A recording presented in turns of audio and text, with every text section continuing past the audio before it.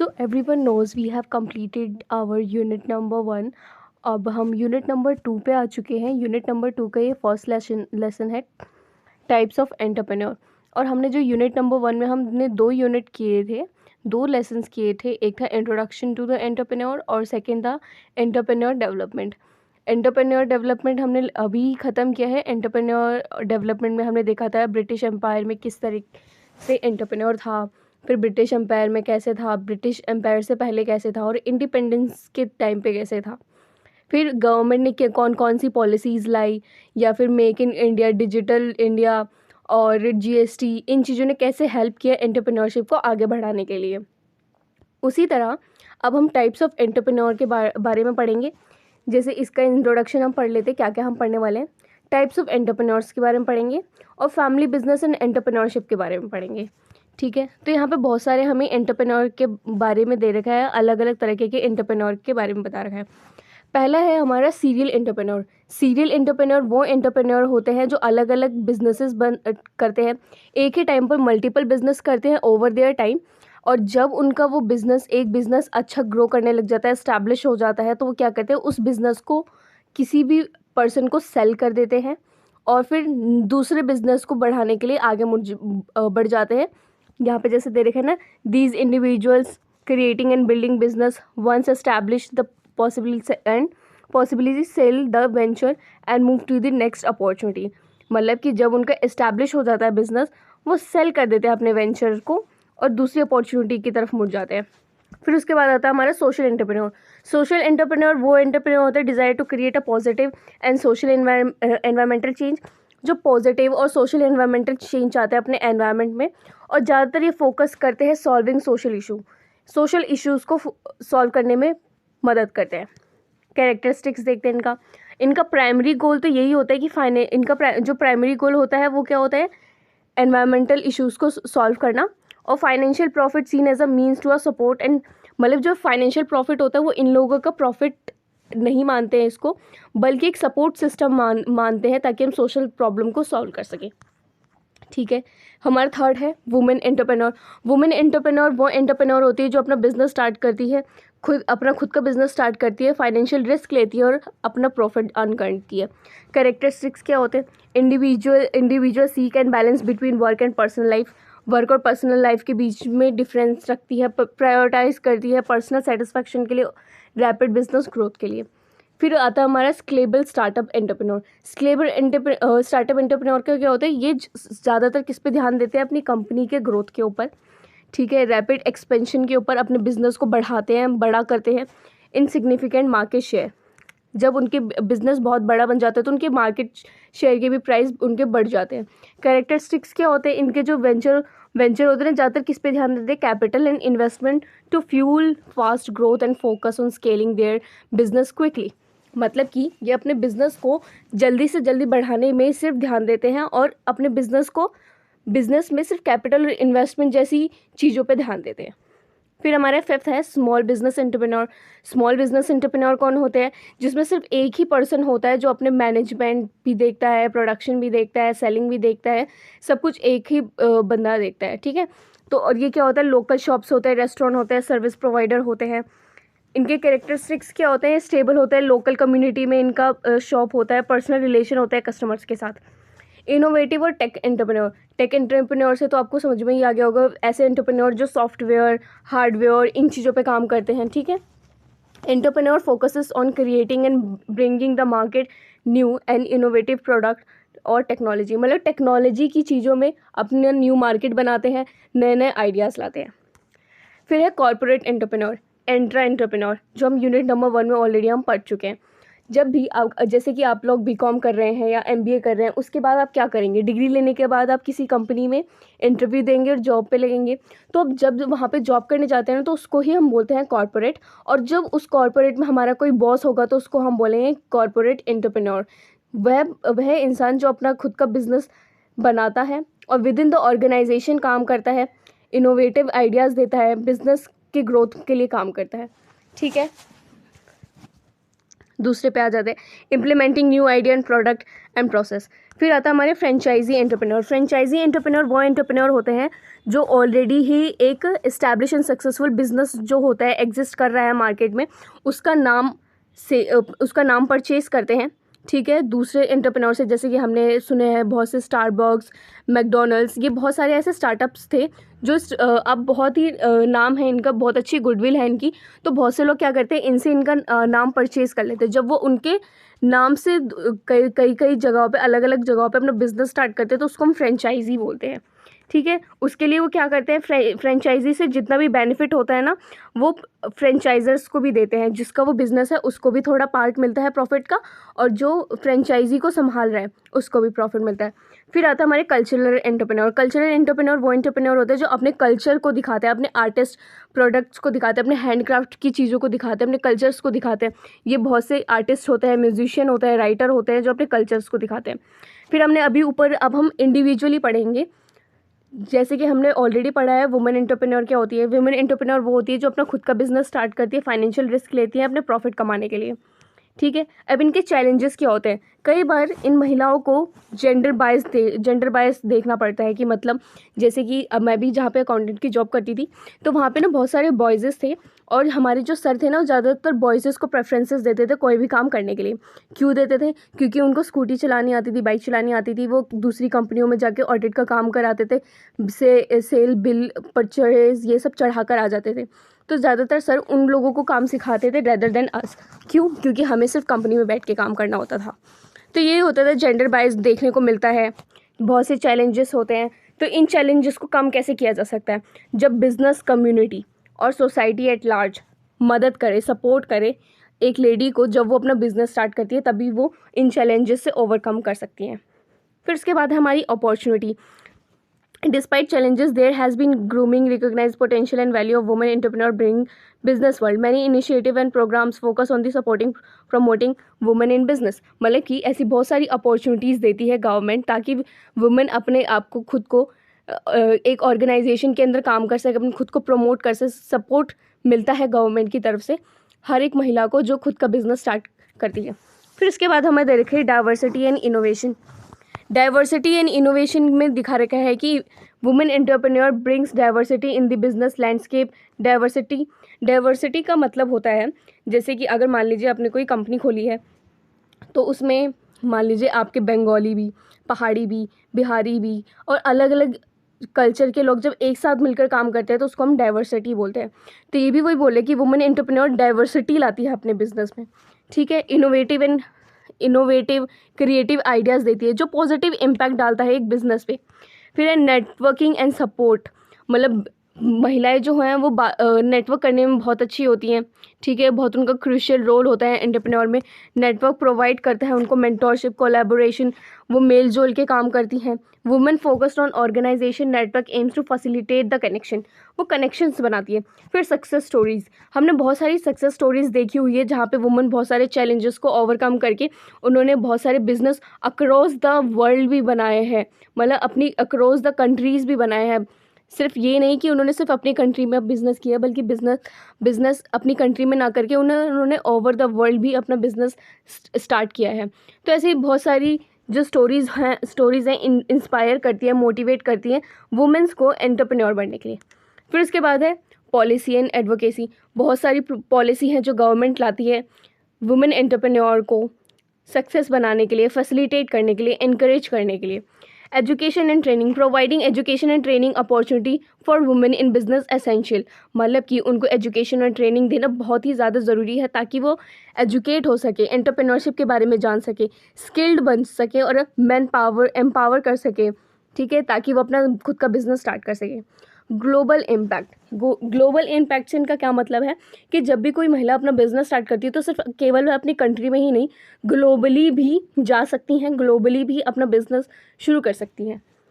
Encouraging and supporting women entrepreneur is not just about equality. मतलब कि women's को encourage and support करना ही सिर्फ इक्वालिटी का पार्ट नहीं है, लेकिन उनको स्ट्रेटजी समझाना, उनको ग्रोथ में डेवलप करना, उनका जो इकोनॉमिक हिस्सा जो मिलता है इकोनॉमी को, ये सारी चीज़ें भी बहुत मायने रखती हैं, ठीक है।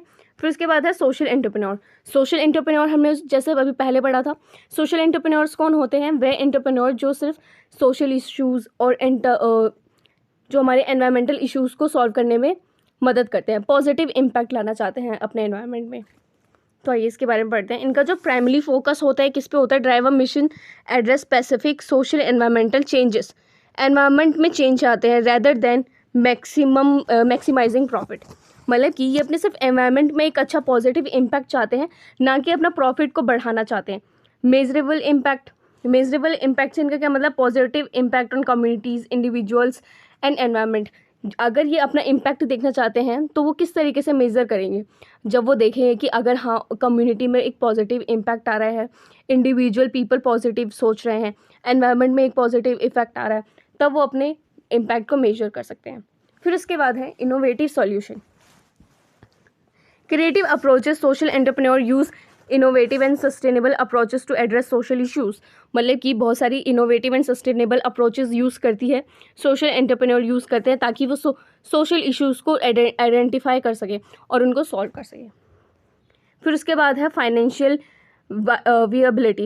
While social entrepreneurs prioritize their mission and recognize the importance of financial sustainability, a financially stable venture is better positioned to achieve long-term impact. मतलब कि ये कहना चाह रहे हैं कि सोशल एंटरप्रेन्योर ने ये चीज़ ढूंढी थी कि अगर उनकी फाइनेंशियल कंडीशन अच्छी है तो उनका जो वेंचर है वो लॉन्ग टर्म तक काम कर सकता है। Community involvement, engagement. Social entrepreneur actively engage in community they serve. मतलब कि जो सोशल एंटरप्रेन्योर होते हैं सिर्फ इन चीज़ों में ज़्यादा जुड़े होते हैं जो लोगों की सेवा करते हैं, लोगों को सर्व करते हैं, ठीक है। दे ऑफनली इन्वॉल्व्स लोकल स्टेक होल्डर्स। जैसे कि मान लीजिए सोशल एंटरप्रेन्योर्स है ना, कुछ नहीं आप NGOs मान सकते हैं। जो NGOs होते हैं, NPOs होते हैं, नॉन प्रॉफिट ऑर्गेनाइजेशन, जिनका मोटिव प्रॉफिट कमाना नहीं, लोगों को सर्व करना है, लोगों को मतलब उनकी मदद करना है। समझ रहे हो आप? उनकी मदद करना। तो वही है कि अगर कहीं पे NGO खुला है किसी एरिया में तो उसके जो आसपास के एरिया के जो लोग हैं वो लोकल स्टेक होल्डर्स हो गए, वो भी हिस्सा लेते हैं अपने सोशल एनवायरनमेंट को और उसमें पॉजिटिव इम्पैक्ट लाने के लिए। फिर उसके बाद है collaboration, partnership. Collaboration is the key aspect of social entrepreneur. मतलब कि जो पार्टनरशिप है वो की एस्पेक्ट है। क्यों? क्योंकि अगर बहुत सारे लोग मिलकर एक साथ आएंगे और लोगों की मदद करेंगे, उन लोगों की मदद करेंगे जिन लोगों को मदद की ज़रूरत है। जैसे कि बहुत से छोटे बच्चे हैं जो अनाथ हैं, उन लोगों को एजुकेशन की बहुत ज़्यादा ज़रूरत है। ऐसे बहुत से लोग जो बूढ़े हैं जिनके कोई बच्चे नहीं हैं या फिर बच्चों ने घर से निकाल दिया तो उनको एक घर की ज़रूरत है। तो ऐसे बहुत सी ऐसी चीज़ें हैं जहाँ पे सोशल एंटरप्रेन्योर की बहुत ज़्यादा ज़रूरत पड़ती है, और ये तभी पॉसिबल हो सकता है जब पार्टनरशिप हो, जब बहुत सारे लोग एक साथ मिलकर सोशली काम करें, ठीक है। Measuring impact metrics. Social entrepreneur use variety of metrics measure the evaluate their impact and many include social environment and economic indicators to assess the effectiveness of their initiative. Empowerment, community empowerment. Social entrepreneur aims to empower community and individuals.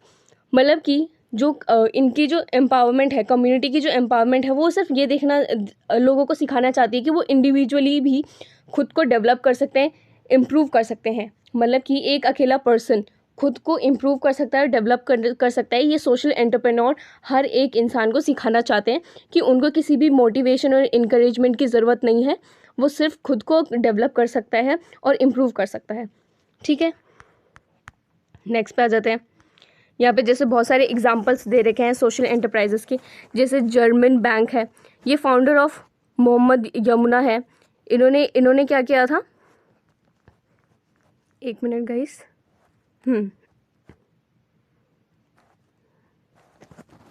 हाँ, तो provides Microsoft services to empower individual and women in coming poverty.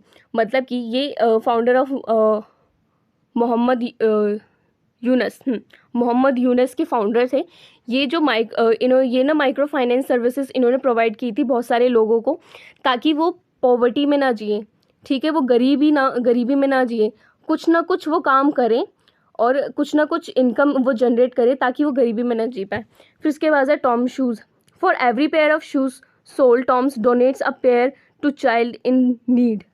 मतलब कि अगर उनके पास से एक भी pair of जूता बिकता था तो उसमें से वो एक जूता गरीब बच्चों के लिए निकाल लेते थे। फिर उसके बाद है कीवा platform is connect with lenders with the small scale entrepreneurs in developing countries providing them access of micro loans। मतलब कि वह एक ऐसा प्लेटफॉर्म था जो छोटे छोटे कंट्रीज़ में छोटे छोटे हिस्सों में छोटे छोटे लोन प्रोवाइड करती थी। ठीक है, सोशल एंटरप्रेन्योर के बारे में हमने जैसे अभी पढ़ा था ये सब वही है। अभी इसके जो हम देख लेते हैं, social entrepreneur plays a role of change agent in society. जो सोशल एंटरप्रेन्योर है एक एजेंट की तरह काम करते हैं सोसाइटी में ताकि वो एक पॉजिटिव इम्पैक्ट ला सकें। कैसे करते हैं? Adopting mission statement, create sustain social values पे काम करते हैं। Acting without being limited by resources currently in hand. मतलब कि वो ये नहीं देखते कि उनके पास लिमिटेड रिसोर्सेज है या नहीं, जितने रिसोर्सेज हैं वो उनके साथ काम करते हैं। Recognising new opportunity to serve the mission. नई नई अपॉर्चुनिटीज़ ढूंढते रहते हैं ताकि वो अपनी अपनी कंट्री में लोगों को सर्व कर सकें। Continuously engage in the innovation and adaptation and learning. लगातार वो सीखते रहते हैं, नए नए आइडियाज़ लाते रहते हैं। और accountability for outcomes of create. मतलब कि अगर कुछ भी उनके जो भी वो सोशल एंटरप्रेन्योर हैं उनके जो आउटकम्स होते हैं, अगर वो नेगेटिव है या फिर पॉजिटिव है, वो उनके जवाबदेही भी होते हैं। वो इन चीज़ों से मुकरते नहीं हैं, वो अपने जो भी उनका रिजल्ट होता है उसके जवाबदेही होते हैं। फिर उसके बाद कुछ ऐसे लोग हैं जिन्होंने सोशल एंटरप्रेन्योरशिप में अपना बहुत नाम कमाया है, जैसे कि अंशु गुप्ता। अंशु गुप्ता कौन है? फाउंडर ऑफ गुंज। इन्होंने क्या किया था? So he started collecting old clothes and upcycled them and distributed these clothes into the poor section। मतलब कि इन्होंने बहुत सारे कपड़े इकट्ठे करते थे, पुराने कपड़े इकट्ठे करते थे, उनको अपसाइकल करते थे, जो पहनने लायक हैं या फिर नहीं है उनको अलग अलग करते थे, फिर वो पुअर सेक्शंस में बांट देते थे। हरीश हैंड्स जो CEO फाउंडर ऑफ किसके थे? सेल्को के। इन्होंने क्या किया था? फर्स्ट सोलर फाउंडिंग प्रोग्राम किया था, aims to provide sustainable energy in countries rural area. मतलब कि ऐसे उन्होंने रूरल एरियाज़ में सस्टेनेबल एनर्जी दी। सस्टेनेबल एनर्जी वो एनर्जी होती है जो एक बार यूज़ होने के बाद ख़त्म हो जाती है। तो इन चीज़ों को कम करने के लिए उन्होंने क्या किया? रूरल एरियाज़ में सस्टेनेबल एनर्जी को बचाने के लिए रूरल एरियाज़ में बहुत सारे प्रोग्राम्स किए। फिर इसके बाद है उर्वशी साहनी। उर्वशी साहनी ने क्या setup educate girl in rural area. मतलब कि उन्होंने एक educate girl in rural area बनाया जिसमें उन्होंने क्या किया? More than 100 schools train 100 it has transformed more than 1000 schools and trained thousands of teachers, impact nearly 5 million students live in Uttar Pradesh and Rajasthan. मतलब कि 1000 से भी ज़्यादा स्कूल्स में ट्रेन किया गया टीचर्स को और उन्होंने 5 मिलियन से ज़्यादा स्टूडेंट्स को पढ़ाया और उत्तर प्रदेश और राजस्थान जैसी जगहों में। कैरेक्टरिस्टिक्स दिए हैं हमें सोशल एंटरप्रेन्योर के। वो लीडरशिप होती है उन लोगों में, मतलब कि वो अपने टीम के साथ काम करना जानते हैं, कोलैबोरेशन करना जानते हैं, इमोशनल बैलेंस होता है, लोगों को मोटिवेट करना वो जानते हैं, उनको इनकरेज करना वो जानते हैं। विजन, शुरू से ही एक विजन होता है उनका कि वो अपनी इकोनॉमी में एक पॉजिटिव इम्पैक्ट देखना चाहते हैं। एबिलिटी टू मल्टीटास्क, उनके अंदर एबिलिटी होती है कि वो एक टाइम पर बहुत सारे काम इकट्ठा कर सकते हैं। डिसीजन मेकिंग में वो बहुत अच्छे होते हैं। ओपन टू कोलैबोरेशन, मेल जोल कर वो काम करना जानते हैं। फिर इन दोनों के बीच में डिफरेंसेस दे रखा है, बिजनेस एंटरप्रेन्योर और सोशल एंटरप्रेन्योर। बिजनेस एंटरप्रेन्योर क्या होता है? ये ज़्यादातर इंडिविजुअली लोग काम करते हैं, लेकिन सोशल एंटरप्रेन्योर में तो बहुत सारे लोग मिलकर काम करते हैं सोसाइटी के लिए। फिर उसके बाद हमें सेकंड दे रखा है एम्स। इनका एम क्या होता है? सिर्फ गुड्स एंड सर्विसेज को प्रोड्यूस करना। लेकिन सोशल में क्या होता है?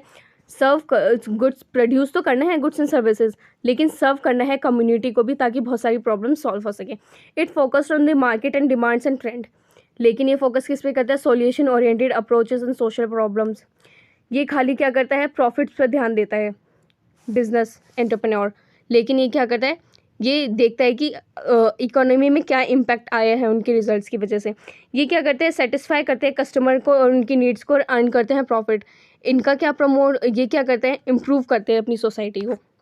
ठीक है। कॉर्पोरेट एंटरप्रेन्योर, अभी हमने ऊपर पढ़ा था कॉर्पोरेट एंटरप्रेन्योर क्या होता है? कंपनी के बॉस। ठीक है। ये क्या होता है? इनका इनोवेटिव माइंडसेट होता है, अलग अलग तरीके से सोचते हैं। क्योंकि इनको प्रोडक्ट का भी काम देखना है, सर्विसिंग का भी काम देखना है, फिर मल्टीटास्किंग भी होते हैं क्योंकि इनको नए नए आइडियाज़ अपॉर्चुनिटीज़ भी देखनी होती है, इसलिए क्रिएटिव होते हैं। रिस्क टेकिंग होते हैं। क्यों होते हैं? क्योंकि इनको अपने फ्यूचर के बारे में नहीं पता होता है, शुरुआत में ही अपना कैपिटल लगा देते हैं बिजनेस में और इनको नहीं पता होता कि आने वाले फ्यूचर में इनका बिजनेस ग्रो करने वाला है या फिर प्रॉफिट आएगा या नहीं आएगा, लेकिन फिर भी ये रिस्क लेते हैं।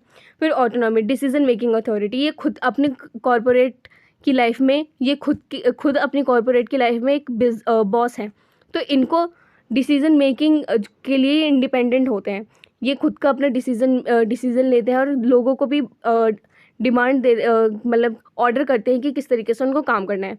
इंटरनल नेटवर्किंग मतलब कि क्रॉस फंक्शनल कोलैबोरेशन, इनको अपने एम्प्लॉयज़ के साथ भी काम करना पड़ता है, मतलब कि अपनी कंपनी के अंदर भी काम करना पड़ता है, कंपनी से बाहर निकल के भी काम करना पड़ता है, ठीक है, लोगों को से मिलना पड़ता है। फिर इसके बाद है resources allocation, advocacy of resources. जैसे कि हमें पता है कि resources entrepreneur resources are limited, but हम लोगों के क्या है, वांट्स तो अनलिमिटेड है। तो इसमें क्या है, ये एंटरप्रेन्योर जानते हैं कि मिनिमम रिसोर्सेज का यूज़ करके मैक्सिमम प्रॉफिट किस तरीके से बनाना है। टॉलरेंस के बारे में बता रखे हैं। अडेप्टेबिलिटी, ये अडेप्टेबिलिटी में बहुत अच्छे होता है। जिस तरीके की एम्प्लॉयज़ रखते हैं उनके थ्रू वो अडॉप्ट कर लेते हैं। जैसा एनवायरनमेंट होता है, जिस तरीके का ट्रेंड होता है, वो उसी तरह अपनी कंपनी को चेंज कर लेते हैं, उसी ट्रेंड के थ्रू उसको चेंज कर लेते हैं, बहुत जल्दी अडॉप्ट कर लेते हैं।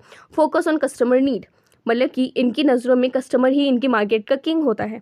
ये सिर्फ कस्टमर्स को सेटिस्फाई करना जानते हैं, सिर्फ कस्टमर्स को सेटिस्फाई करना चाहते हैं अपने एक्सपीरियंसेस से और अपने प्रोडक्ट्स के, और उनसे प्रॉफिट लेना चाहते हैं। फिर इसके बाद है goal of growth, business expansion. इनका गोल ही ये होता है कि इनका बिजनेस ज़्यादा से ज़्यादा जगहों में बढ़े, ज़्यादा से ज़्यादा इनकी ब्रांचेस हो, अपने बिजनेस को बढ़ा सके। लर्निंग फ्रॉम फेलियर, इनका जब भी ये बिजनेसमैन किसी भी प्रोडक्ट लॉन्चिंग में या फिर कोई बिजनेस लॉन्चिंग में अगर ये फेल हो जाते हैं तो ये सैड नहीं होते, लेकिन उन चीज़ों से सोचते हैं कि उनकी स्ट्रेटजी में क्या प्रॉब्लम रह गई थी, उन स्ट्रेटजीज़ और उन अप्रोचेस को किस तरीके से सही रखना है, ठीक है। फिर अब है business, family business and entrepreneurship. Family businesses का मतलब क्या है, नाम से ही समझ में आ रहा है कि ऐसा बिजनेस जो फैमिली मिलकर शुरू करे, ठीक है। Family and social support for entrepreneurship, उनको सोशल सपोर्ट मिलता है फैमिली की साइड से। देखते हैं यहाँ पे लिखा हुआ है, this survey conduct in topics in 2026, most small business owners who borrows money from friend and family are appreciative.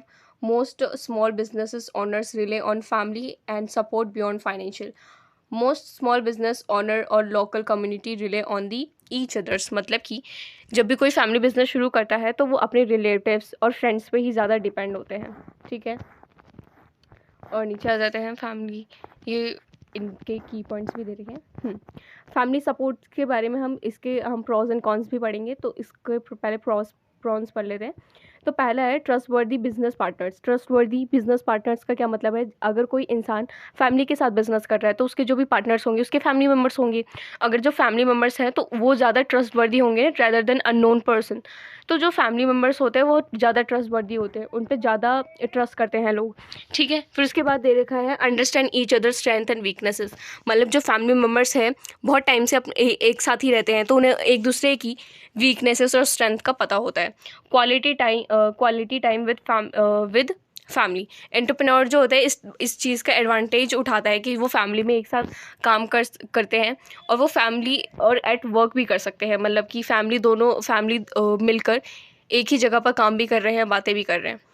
फिर है बेनिफिट्स स्टे इन फैमिली, मतलब कि अगर उनको कोई भी बेनिफिट होता है, वो किसी भी तरीके का बिजनेस शुरू करते हैं, उनको कोई भी बेनिफिट होता है तो जो सारा का सारा बेनिफिट और प्रॉफिट है उनकी फैमिली के अंदर ही रहता है।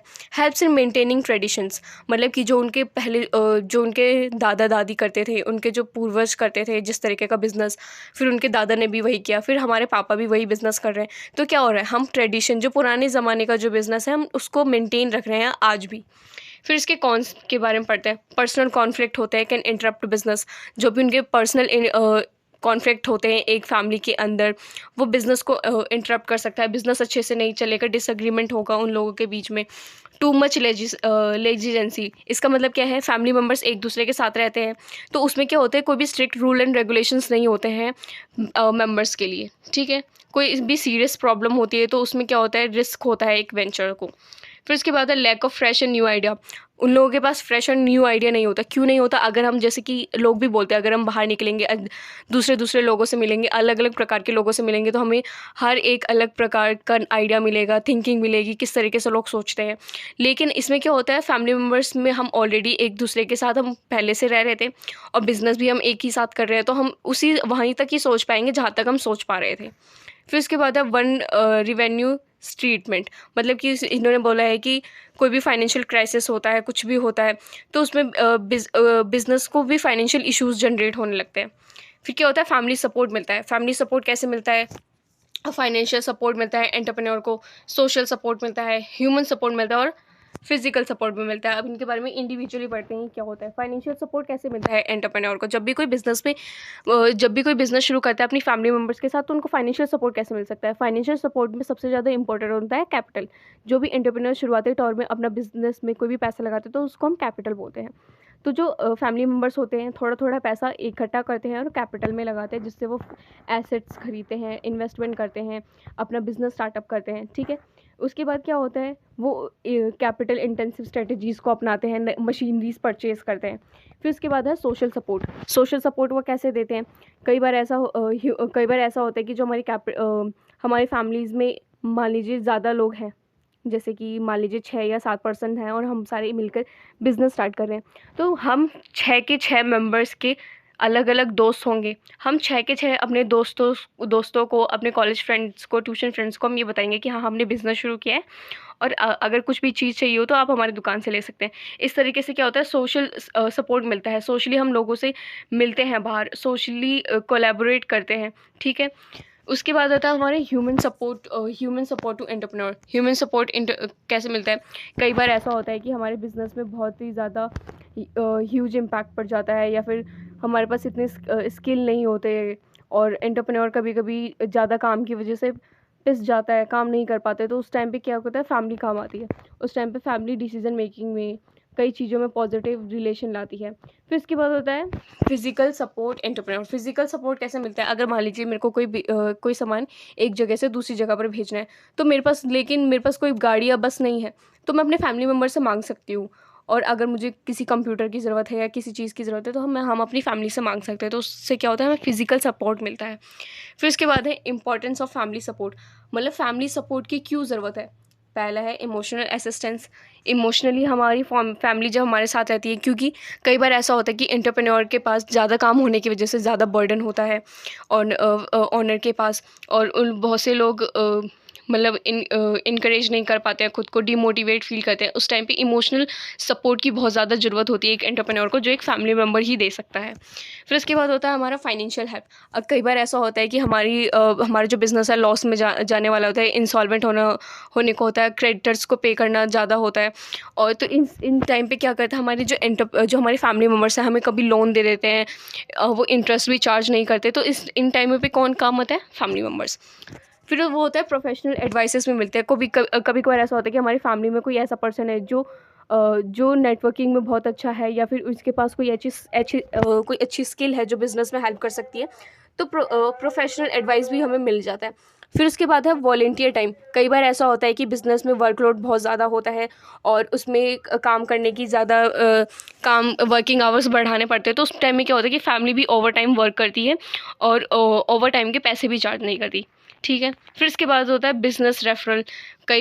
हमारी फैमिली क्या नेटवर्किंग में साथ देती है, जैसे हमने ऊपर पढ़ा था नेटवर्किंग में साथ देती है, तो वही है, रेफरल देती रहती है, अपनी फैमिलीज जो होती है अपने दोस्तों को बताती रहती है कि हाँ, हमने बिजनेस स्टार्ट किया है, कुछ सामान खरीदना हो तो आप ले सकते हैं।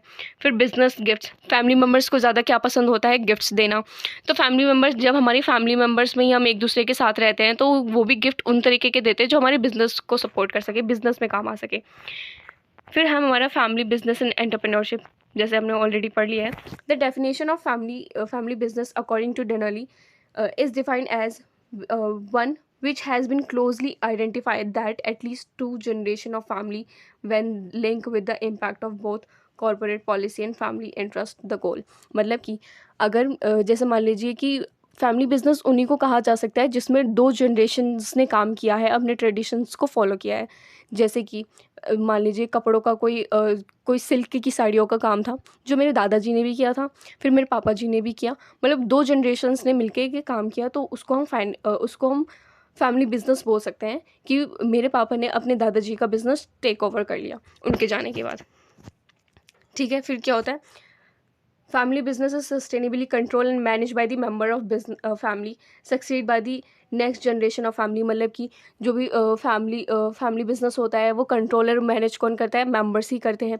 जब कोई मेंबर नहीं रहता तो उसकी आने वाली जनरेशन उस बिज़नेस को टेक ओवर कर लेती है।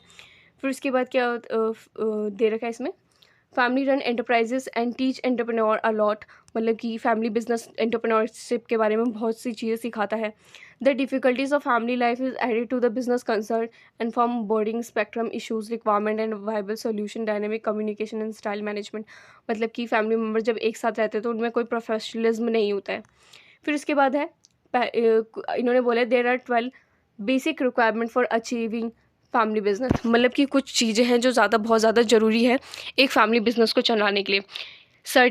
Define certain limits. मतलब कि एक फैमिली बिजनेस में कुछ लिमिट्स लगानी पड़ती है। क्यों लगानी पड़ती है? क्योंकि जब भी कोई फैमिली में काम करता है तो उनके अंदर ना लिमिट्स नहीं होती है। वो पर्सनली फैमिली मतलब अगर वो बिज़नेस के अंदर काम कर रहे हैं, ऑफिस में काम कर रहे हैं, तो वो अब उनको ये बात समझनी चाहिए कि वो ऑफिस में है, ऑफिस में सिर्फ ऑफिस का काम और बातचीत होनी चाहिए, कोई फैमिली मैटर पे बात नहीं होनी चाहिए। या फिर अगर आप आउटसाइड ऑफ द ऑफिस है तो आप अपनी पर्सनल लाइफ के बारे में बात कीजिए रैदर देन ऑफिस की बातें। फिर है create clear and frequent channel of communication. उनको ओपनली बात करना आना चाहिए और डिसएग्रीमेंट है या डिस्कस है, सॉल्यूशन, सब कुछ अच्छी तरीके से डिस्कस करना चाहिए। Separate duties into different groups. मतलब कि अलग अलग ग्रुप्स को में जो भी ड्यूटीज़ हैं वो सेपरेट होनी चाहिए।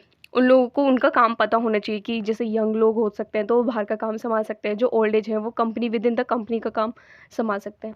Manage it like a company. जैसे कि हम एक कंपनी को चलाते हैं, एक वेंचर्स को हम कंपनी की तरह जब चलाते हैं तो हमें फैमिली बिजनेस को भी एक कंपनी की तरह ही चलाना चाहिए। जैसे कि टाइम पर आना, टाइम पर जाना, सैलरी देना, सैलरी लेना, ठीक है। और अगर ज़्यादा काम किया तो ओवर टाइम का भी पे करना। ऐसा नहीं है कि अगर आप फैमिली मेम्बर से हो तो आप लेट आओगे, जल्दी चले जाओगे, ऐसा नहीं होना चाहिए। फिर appreciate the benefit of family ownership. Family ownership को अप्रिशिएट करना चाहिए। मतलब कि लास्ट टाइम पे लोन की अगर हमें ज़रूरत पड़ गई या फिर हमारा कोई क्रूशियल टाइम चल रहा है, कोई बेकार टाइम चल रहा है, तो हमारे फैमिली मेम्बर्स को हमें साथ देना चाहिए। Be fair to family members. मतलब कि हमें अपने फैमिली मेम्बर से हमेशा फेयर रहना चाहिए। क्यों फेयर रहना चाहिए? क्योंकि हम फैमिली मेम्बर जब एक साथ मिलकर काम कर रहे हैं तो हमारी बैड टाइम में कौन थी? हमारे साथ फैमिली थी। हमें जब एंड टाइम पे हमें लोन की ज़रूरत पड़ी तो किसने दिया? हमें फैमिली ने दिया। ओवर टाइम जब हमें करना पड़ा तो किसने काम किया? हमारी फैमिली ने काम किया। तो जब हमारा प्रॉफिट हो रहा है या फिर हमें कोई एडवांटेज हो रहा है तो हम उन चीज़ों को भी हमारे फैमिली के साथ ही बांटना चाहिए। उस चीज़ों में हमें अपनी फैमिली के साथ फेयर रहना चाहिए। फिर उसके बाद है डॉक्यूमेंट बिजनेस कॉन्ट्रैक्ट। हमें एक कोई भी विदाउट प्लान हमें कोई भी काम नहीं करना चाहिए, क्योंकि अगर विदाउट प्लान काम हम करेंगे तो डिसएग्रीमेंट होगा और लोगों में मिसअंडरस्टैंडिंग होगी, ठीक है। फिर उसके बाद है avoid giving family members sympathy. मतलब कि सिंपैथी नहीं देनी चाहिए कि हाँ कोई नहीं, बच्चा है, बाद में सीख जाएगा। अगर उसकी किसी भी मतलब किसी भी एम्प्लॉय की वजह से, जो फैमिली मेम्बर है उसकी कोई भी लापरवाही की वजह से कोई भी काम ख़राब होता है तो उनको ऐसे नहीं बोलना चाहिए कि कोई बात नहीं, सीख जाओगे, गलत किया तो कोई बात नहीं, हमारा ही तो बच्चा है, ये वो। ऐसा नहीं करना चाहिए। उनको सिंपैथी नहीं देनी चाहिए, बल्कि उनको डांटना चाहिए कि उनकी वजह से काम ख़राब हुआ है। Draw distinct managerial boundaries. मतलब कि उनके बीच में एक मैनेजरियल बाउंड्रीज होनी चाहिए कि जिनको जोन सा काम सौंपा गया है वो सिर्फ उन्हीं काम में अपना ध्यान दें, ना कि उससे बाहर रहें, ठीक है। Ask for outside counselling, decision making. इन चीज़ों के लिए हमें बाहर के लोगों से पूछते रहना चाहिए कि क्या हमारा बिजनेस सही चल रहा है, आपको कैसा लगता है। फिर क्रिएट्स सक्सेशन स्ट्रेटजी।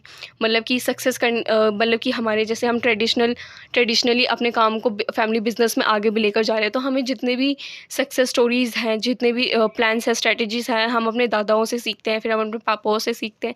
फिर आने वाले ट्रेंड्स के हिसाब से भी हमें अपनी स्ट्रेटजी को चेंज करना चाहिए, अपने ट्रेंड के हिसाब से चलना चाहिए। First you need to have outside experience. जैसे कि इसमें पहले भी हमें दिया गया था कि हमें फैमिली बिजनेस को कंट्रोल करना चाहिए किस तरीके से एज अ कंपनी। तो उस कंपनी फैमिली बिजनेस को कंपनी की तरह चलाने से पहले हमें एक कंपनी का एक्सपीरियंस होना चाहिए कि हम किसी कंपनी में किस तरीके से काम करते हैं, किस तरीके से बिजनेस हमारे साथ रहता है, ठीक है। फिर इसके बाद दे रखा है हमें Indian family business challenges. Indian families में कौन कौन से चैलेंजेस फेस करती है। पहला है स्प्लिट्स। कई बार ऐसा होता है कि फैमिली स्प्लिट हो जाती है, बंटवारा कर लेती हैं। सन जो सन होता है अपने फादर से अलग रहने लगता है, जिसकी वजह से फैमिली भी ख़राब हो जाती है। एलपीजी मतलब कि लिबरलाइजेशन एंड आउटसोर्सिंग ग्लोबलाइजेशन, ये बहुत मेन स्ट्रेटजी है बिज़नेस को बढ़ाने के लिए। इन चीज़ों पे ज़्यादा ध्यान देना चाहिए। एचआर कंसर्न मतलब कि उन लोगों जो हमारे फैमिली मेम्बर्स हैं उनके उनके माइंड के हिसाब से, उनकी प्रोफेशनलिज्म के हिसाब से, डिग्री के हिसाब से उनको काम अलॉट किया जाना चाहिए। उनको वेजेस मिलने चाहिए, प्रॉपर पैकेज मिलना चाहिए ताकि वो अच्छे से काम कर सकें। फिर उसके बाद है हमारा रिस्ट्रक्चरिंग मतलब the changed market environment necessary significant improvement overall the business operation plans. मतलब कि बिजनेसेस में ऐसा होना चाहिए कि हर एक के पास ये दिया गया हो कि उनको बिज़नेस में टाइम पर आना है, इनिशिएटिव लेना है। ऐसा नहीं होना चाहिए कि हाँ, कि वो ये एडवांटेज ले रहे हैं कि हाँ, मेरे जो फैमिली मेम्बर है वो ओनर है कंपनी का, तो वो बदतमीज़ी से एम्प्लॉय से बात कर रहा है, टाइम पे नहीं आ रहा है, टाइम से पहले चला जा रहा है। ठीक है। लैक ऑफ प्रोफेशनलिज्म मतलब कि उनके अंदर प्रोफेशनलिज्म नहीं होता। वो कंपनी के अंदर भी तू तड़के से एक दूसरे से बात करते हैं, बल्कि कंपनी के अंदर तो हमें फॉर्मली बात करना चाहिए, क्योंकि ये इम्पैक्ट करता है हमारे एम्प्लॉयज़ के ऊपर। ठीक है। फिर इसके बाद दे रखा है role and contribution of family business towards growth of entrepreneurship. मतलब कि ग्रोथ कैसे होता है एक एंटरप्रेन्योरशिप में, इसके बारे में हमें बताया गया है। तो इसमें पहला है कैरेक्टरिस्टिक्स ऑफ फैमिली बिजनेस, देख लेते हैं। Family members are royal and royal to the principal of founder. The entity has to ensure uniformity and its operation. मतलब कि एक साथ उनको मिलकर काम करना चाहिए। सक्सेशन प्लान होने चाहिए, ऑन गोइंग प्रोसेस होता है। फिर इसके बाद क्या होता है, इफेक्टिव यूटिलाइजेशन होता है टैलेंट का फैमिली मेम्बर्स में। Require of single minded dedication, हर एक फैमिली मेम्बर में डेडिकेशन होना चाहिए ताकि वो टफेस्ट टाइम में एक साथ रह सकें और अपने बिजनेस को ग्रो कर सके। Success depends on the understanding and persisting within the family. मतलब कि लगातार काम करते रहना चाहिए। Family business can consist one or more rather than one family business operation. Family members are not contributing, not involving, are the part of business. मतलब कि अगर वो मेंबर जो बिजनेस में काम कर रहा है और वो मेंबर जो बिजनेस के लिए काम नहीं कर रहा है, दोनों ही पर्सन फैमिली पार्ट होते हैं बिजनेस का। ठीक है। नेक्स्ट देखते हैं, family business values are reflection on the values of possession and followed by members of family members have legal control over the business. अगर जैसे कि कोई भी हमने फैमिली मेम्बर्स में फैमिलीज़ ने मिलकर बिजनेस स्टार्ट किया है तो उनका लीगल कंट्रोल होता है। क्यों? जैसे मान लीजिए अगर हमारे दादा की डेथ हो गई तो उसके बाद डायरेक्टली वो जो लीगल पोजेशन है वो हमारे पापा के पास आ जाता है। तो उससे क्या हुआ, उनका लीगल कंट्रोल है हमारे पापा का फैमिली बिजनेस के ऊपर। फिर इसके बाद दे रखे हमें 3 मॉडल्स दे रखे हैं। पहले देखिए, जो ये पहला वाला गोला है हमारा, एक है non family, non manager owner. ठीक है, जो हमारी फैमिली का हिस्सा नहीं है और ना ही हमारी मैनेजर है। नॉन फैमिली एम्प्लॉयज़, वो एम्प्लॉय जो हमारी फैमिली के एम्प्लॉयज़ नहीं है। फिर हमारे फैमिली मेम्बर्स। फिर इन तीनों के ना छोटे छोटे पार्ट्स ले रखे हैं। फैमिली ऑनर्स ले लिया, नॉन फैमिली ऑनर्स एम्प्लॉय ले लिया, फैमिली एम्प्लॉयज़ ले लिया। फिर इन तीनों में जो कॉमन है वो फैमिली ऑनर एम्प्लॉय है, फैमिली ऑनर एम्प्लॉय। ठीक है। ये फैमिली का पार्ट है और ये बिजनेस का पार्ट है। तो ये टोटल कितने हो गए अगर आप इनको गिनेंगे तो टोटल 7 हुए, 7 पार्ट है। जैसे कि फर्स्ट है नॉन फैमिली, फिर इसके बाद नॉन फैमिली के बाद है non family employ 2, non family owner employ 3, family employ 4, family members 5, family owners 6 और फैमिली ऑनर एम्प्लॉय 7। तो हमारे टोटल 7 टेंजेंट हुए इसके अंदर। तो all 7 section has given below. Family members not involve in business, वो फैमिली मेम्बर जो हमारी फैमिली बिजनेस में इन्वॉल्व नहीं है लेकिन फिर भी वो बिजनेस का पार्ट होते हैं। ठीक है। फिर family owners are not employed in the business, जो फैमिली के ओनर है लेकिन फिर भी बिजनेस का पार्ट नहीं है। Non family owners who do not work in the business, ऐसे ऑनर्स जो बिजनेस के अंदर काम नहीं करते, वो भी बिजनेस का पार्ट है। Non family owners who work in the business, ऐसे ऑनर्स जो बिजनेस के लिए काम करते हैं। नॉन फैमिली एम्प्लॉयज़, वो एम्प्लॉयज़ जो जो फैमिली के मेम्बर्स तो नहीं होते लेकिन एम्प्लॉयज़ होते हैं काम करने वाले। Family members who work in the business but are not owners, ऐसे फैमिली मेम्बर्स जो बिजनेस के अंदर काम तो करते हैं लेकिन वो ऑनर नहीं है, बस काम करते हैं। Family owners who work in the business, ऐसे फैमिली ऑनर्स जो ऑनर भी है बिजनेस के और फैमिली बिजनेस में भी काम करते हैं। तो ये 7 ब्रांचेस हो गए। फिर उसके बाद है approaches to avoid conflicts in business, मतलब कुछ अप्रोचेस दे रखे हैं कि हम फैमिली बिजनेसेस में कैसे अवॉइड कर सकते हैं कॉन्फ्लिक्ट्स को।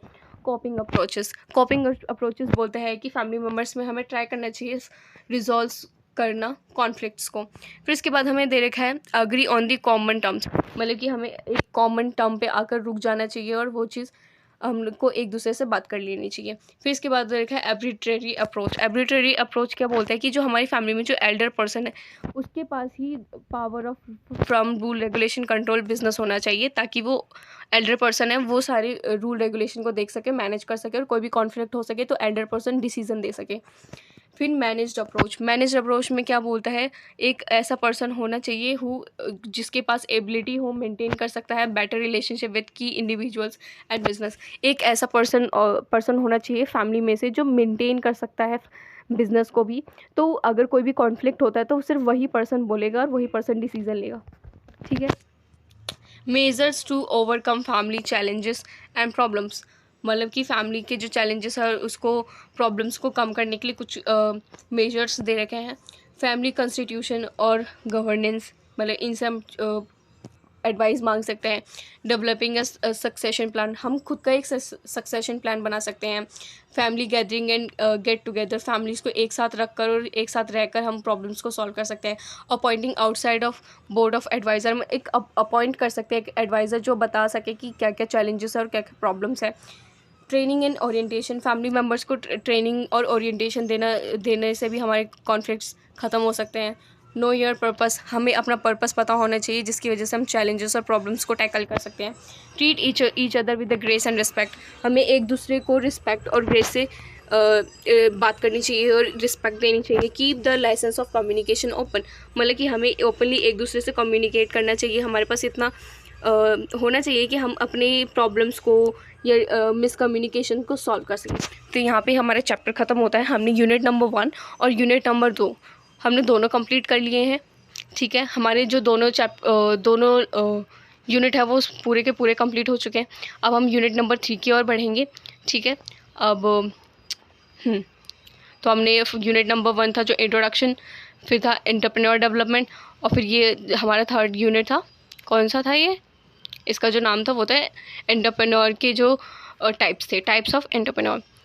अब हम थर्ड चैप्टर की ओर बढ़ेंगे ताकि हमारे जल्दी से जल्दी स्टेप्स ख़त्म हो। ठीक है, अगर आपको ऐसी और वीडियोस चाहिए तो please do subscribe to my channel for more such videos guys.